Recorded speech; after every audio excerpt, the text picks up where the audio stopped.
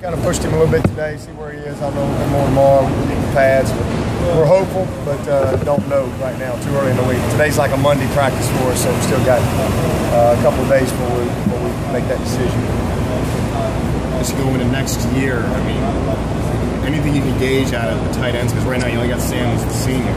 What's it going to take to get that tight end reintegrated for 2015? Oh, we're going to be great at tight end. I mean, we got, of course, hopefully we'll get JJ back. Do what he needs to do. Greenlee was making a lot of progress for us. Physically, he's just going to keep developing. He's out. Got to get him healthy. We've got to get Seconder healthy. So the biggest thing in fixing it is getting guys healthy.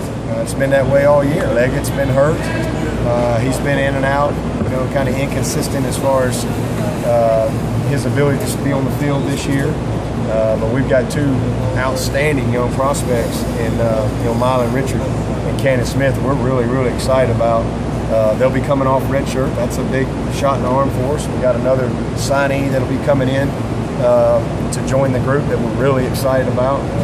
So we'll be fine at that position. It's just kind of been that type of year where we've just had started in the first game with Coop and warm-ups, and it's just kind of been that way. It's been everybody's turn all year long, and we just hadn't had the continuity there, kind of like in our offensive line. But we'll be a very good tight end group around here for a long time. What does JJ have to do to get back on this team? He just got some things he's got to satisfy.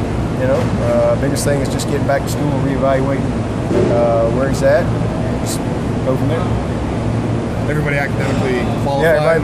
Yeah, everybody made it. I had a couple of walk-on guys that were ineligible during the season for whatever reasons, transfer rules, whatever. So those are the only guys that aren't here. But all the guys that have been traveling and playing are here.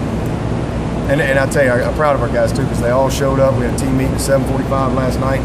Every single one of them was there early and on time, with the exception of Kellen Jones. And he had a plane cancellation coming out of Texas, so he got here just a little bit later.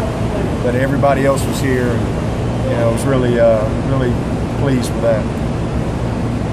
Speaking of Kellen, is that still him or BJ at that Mike spot for the first half? We'll probably start Boulware. It's probably right now.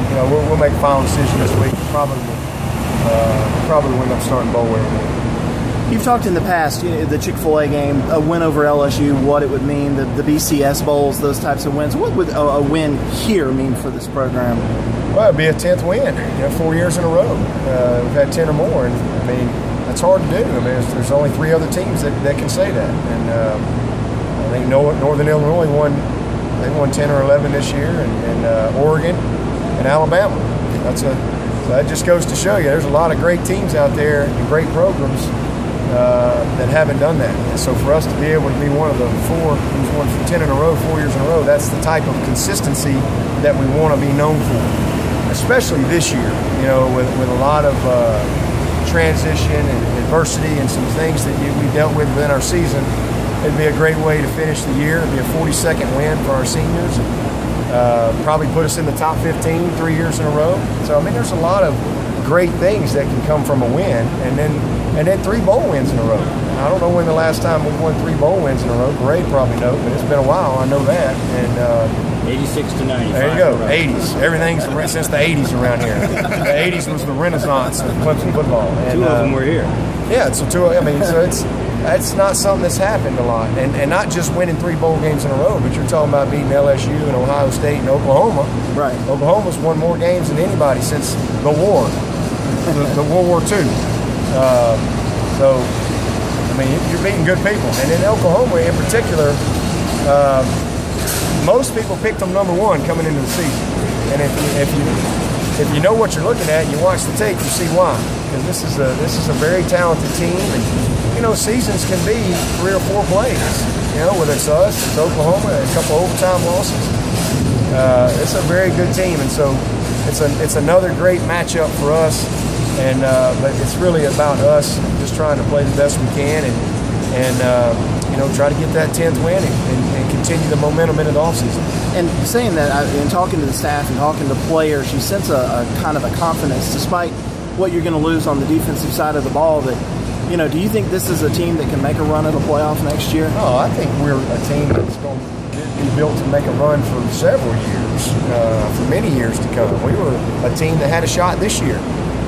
We had a chance for the playoff this year. There's probably always 10, 12, 14 teams that are legitimate candidates, and we definitely were one of them. Break here or there, make a play or two.